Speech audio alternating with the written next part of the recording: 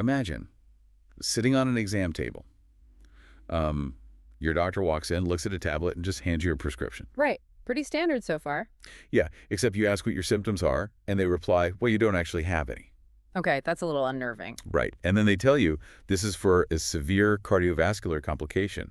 You are on track to develop exactly 12 years from now. Wow. 12 years. Yeah.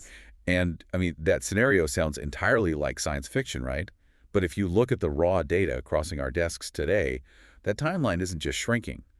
It has basically already vanished. It really has. I mean, the pace is just staggering right now. Exactly. And, you want to understand where the world is heading without drowning in that daily fire hose of tech speculation. You want to separate the actual signal from the sheer noise. Which is getting harder and harder to do, honestly. It is. Yeah. So we have a highly specific mission for this deep dive. We're taking a surgical look at a recent AI News Digest from July 25, 2026. The goal here is to just strip away all that futurist hype and examine 4 concrete, practical ways artificial intelligence is currently operating inside domains that we have traditionally guarded as fundamentally and exclusively human. Right. The stuff we thought machines could never touch. Exactly. Okay, let's unpack this.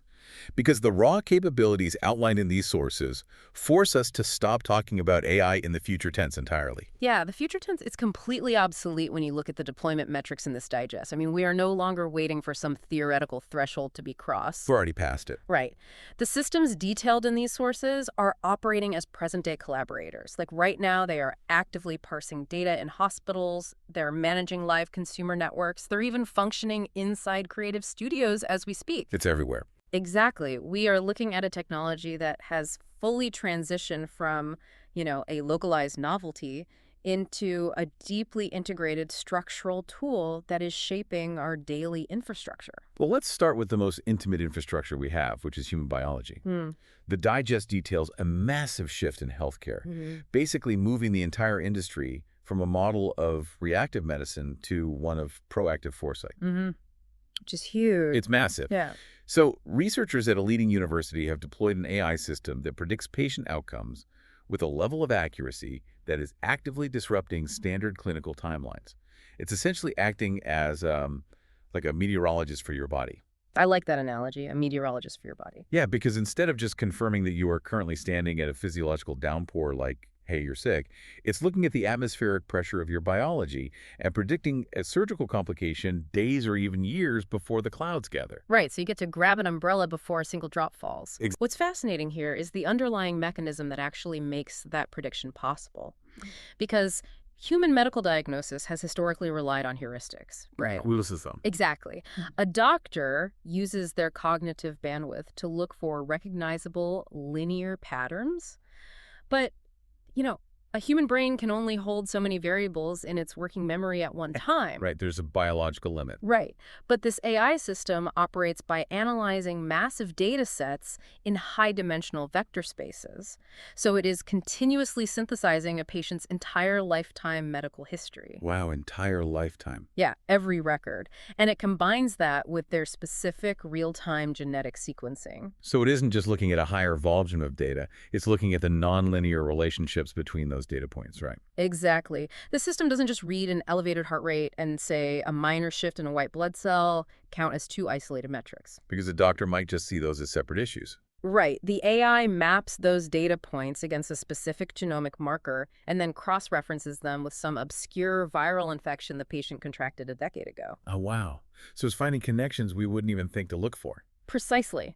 It identifies a highly complex, chaotic correlation that would honestly be mathematically invisible to a human clinician relying on standard diagnostic trees. And the sources show this architecture is successfully predicting surgical complications before the patient even enters the operating room. That is wild. It is. And it's forecasting the onset of chronic diseases long before any physical symptoms present themselves. It completely shifts the hospital paradigm from this one-size one-size-fits-all triage model to a highly personalized predictive treatment plan. Where the AI flags the invisible anomalies, Hmm. and then the human doctor navigates the actual clinical intervention. Exactly. They work hand in hand. Well, the digest pushes that timeline even further, pointing to the immediate future of this predictive power migrating out of the hospital and onto our wrists.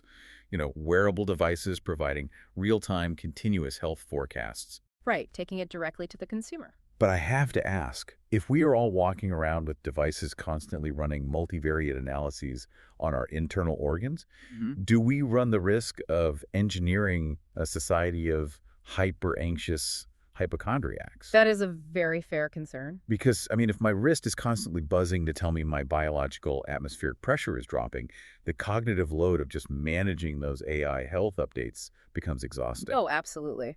But the distinction between data that empowers and data that paralyzes really comes down to the semantic output of the model. Okay, what do you mean by semantic output?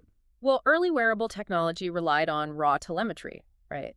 It delivered an alert saying your resting heart rate was unusually high. Which instantly makes your heart rate go even higher. Exactly. It triggers anxiety because the user lacks the clinical context to interpret that raw data. But the advanced AI models described in the digest, they're engineered for actionable intelligence. They process the anomaly, but they output contextual guidance. So it's not just screaming at you that something is wrong? Right, the notification isn't a red flashing light, it's a synthesis. It factors in your genetic baseline, it notes the rigorous physical exertion you engaged in yesterday, and then it just suggests, a specific hydration protocol and an earlier sleep schedule to optimize your recovery window. Oh, I see. So it removes the entire burden of interpretation from the user. Exactly, it does the heavy lifting for you. It filters out the noise of the raw data and only delivers the prescribed action.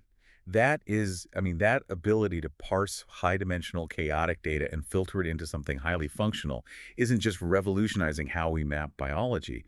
It is being pointed at an equally chaotic system, which is human communication and social needs. Oh, absolutely. The business sector is currently undergoing a massive structural reorganization based on that exact capability. Yeah, the digest highlights a leading tech company that has deployed a new AI-driven chatbot utilizing advanced natural language processing, or NLP. Right. And the deployment of this specific NLP architecture is fundamentally altering the baseline metrics for customer service resolution and satisfaction scores. Because traditional automated customer service models were essentially just glorified decision trees, right?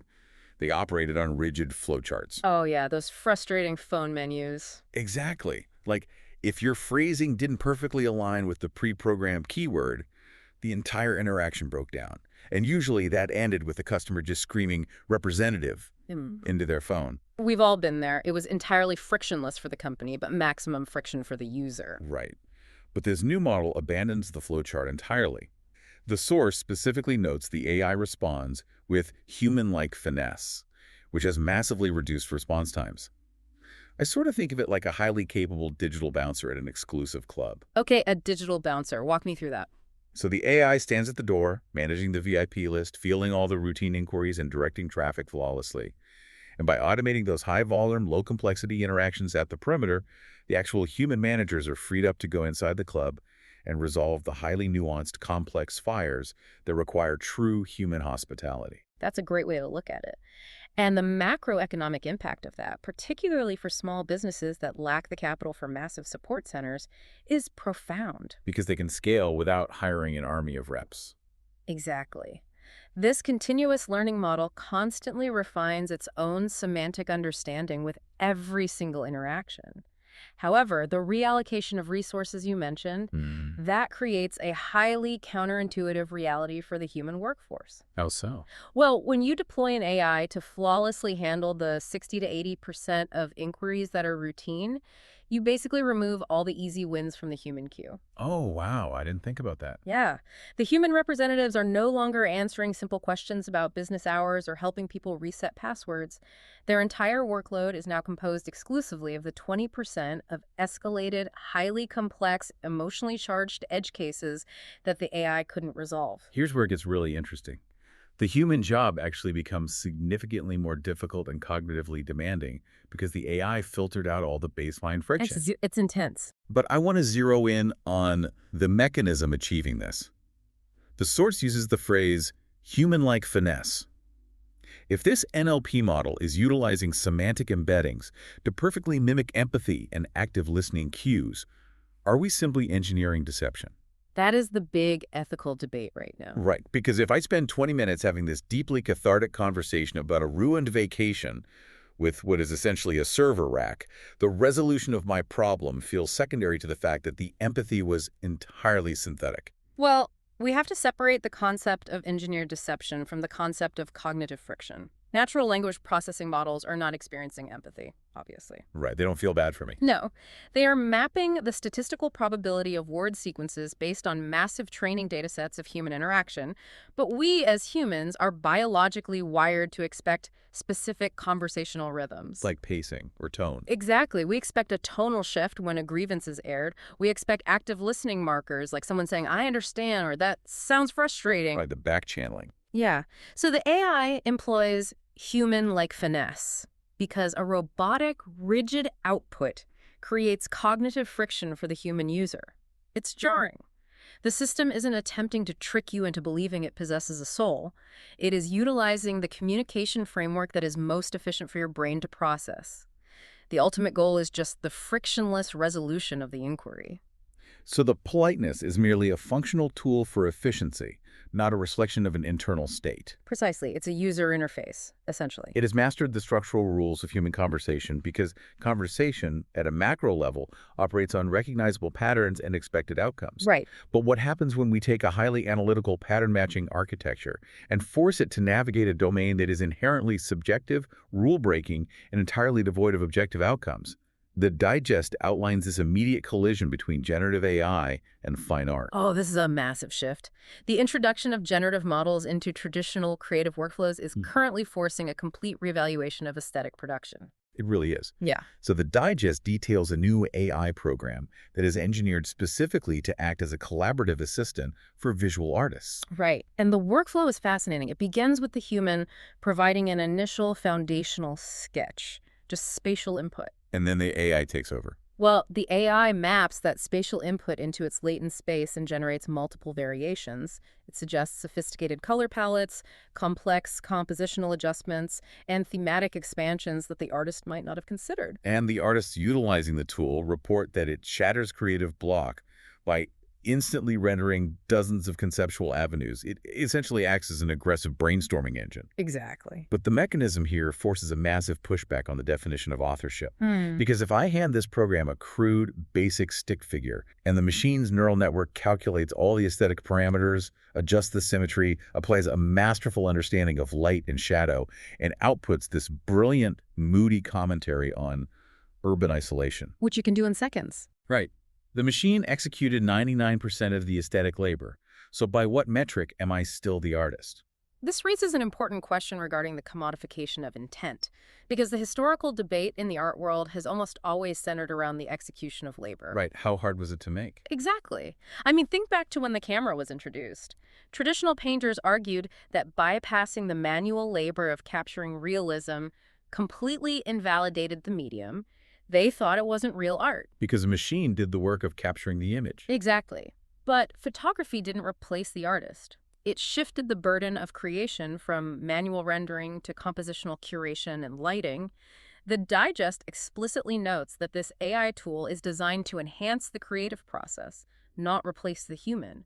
It just pushes that historical shift to its absolute extreme. It separates the intent entirely from the execution. Precisely. The generative model is navigating millions of parameters in its latent space to find a pixel arrangement that satisfies the prompt, but it has no internal drive to create that image. Right. It doesn't wake up wanting to paint. Exactly. It possesses no emotional resonance.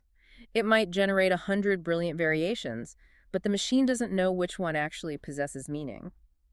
The human artist is transitioning into a role closer to an art director. So the creativity is no longer located in the manual mixing of the paint or the physical application of the brushstroke. No, the creativity exists entirely in the initial conceptual prompt and the highly subjective emotional curation of the final output. The machine provides the endless execution, but the human provides the intent and the curation. The AI is a mirror reflecting a million possibilities, and the human decides which reflection actually matters. That's beautifully put. Well, we are looking at AI synthesizing chaotic biological data to predict our physical realities. We're looking at it simulating semantic empathy to manage our commercial realities. And now we're looking at it generating entirely new subjective realities in the studio. It's reshaping everything. It really is. But when a technology is this proficient at generating and manipulating high-fidelity information, the immediate structural vulnerability becomes the collapse of objective truth. I mean, how do we anchor a society to reality when the generation of synthetic media outpaces the human capacity to verify it? That is the defining crisis of the information age. The sheer volume and velocity of synthetic information is the primary vulnerability of our current digital landscape. Because human fact-checkers just can't keep up. Not even close. A lie traveling at the speed of an algorithmic feed simply outpaces the operational capacity of human fact-checkers. They physically cannot manually research and debunk claims at the scale they are being generated. Right. But the final application in the digest addresses this specific asymmetry. A consortium of media companies has deployed an AI-powered verification tool engineered specifically to combat the proliferation of online misinformation. And it does this by analyzing news stories in real time. So what does this all mean for the end user? Because to me, it sounds like it functions like a high-speed, real-time spell checker. But for objective reality, Right. it isn't just searching for keywords. It is analyzing the semantic claims within news stories as they break. If we connect this to the bigger picture, the mechanism here is critical. The AI is extracting the core entities and actions from a piece of media, who did what and when, and it's mapping those claims against a continually updated, highly verified knowledge graph. Okay, so it's checking the structural data points. Exactly. It isn't evaluating the subjective opinion of the article. It is strictly cross-referencing those structural data points against known, verified facts in real time. So if a story claims a specific public figure made a statement on a certain date, the AI instantly queries the database to confirm the spatial and temporal reality of that event. Meaning, by the time a human journalist could even open a search tab, the AI has already cross-referenced the claim against 1 million verified nodes and flagged the inconsistency. Yes, it bridges the velocity gap. It's an incredible irony, honestly, that the very architecture responsible for the explosion of synthetic media and deepfakes is now being actively leveraged by media consortiums as the ultimate immune system to preserve the structural integrity of journalism. It creates a necessary technological equilibrium. It arms the verification process with the exact same computational speed that powers the generation of the misinformation in the first place. Fire fighting fire, basically. Right. Looking at the sheer scale of what we've unpacked from this digest, it fundamentally shifts how you have to view this technology. Yeah. It is no longer an abstract concept processing data in isolation. Not at all. It is a highly active collaborator, intricately interwoven into the fabric of our daily lives. It is mapping the future of our physical health. It's re-engineering the front doors of our businesses. It's forcing a redefinition of human creativity, and it's actively functioning as the anchor to objective truth in a highly synthetic landscape. It truly is the defining collaborator of this era. But, there is a final implication derived from that verification tool that requires some serious consideration. Ooh, what's that? Well, we have just examined an AI architecture that is ruthlessly efficient at cross-referencing external claims against a database of verified facts to flag misinformation in the public sphere. Right. But technology inevitably scales inward. Consider the mechanism of that tool applied to the individual. Okay. If an AI system becomes capable of analyzing our own personal, deeply held beliefs, our internal narratives, and our cognitive biases, and then cross-referencing those internal claims against a database of objective, verified facts, Oh, wow. are we actually prepared for an architecture that can instantly flag our own internal misinformation? Or real-time spell checker for our own internal realities. That is a massive paradigm shift to consider, Yes. and it completely reframes the boundary between human cognition and machine verification. But that brings us to the end of today's deep dive into the July 25, 2026 AI Digest. Keep analyzing the structures around you, stay curious, and we will catch you on the next deep dive.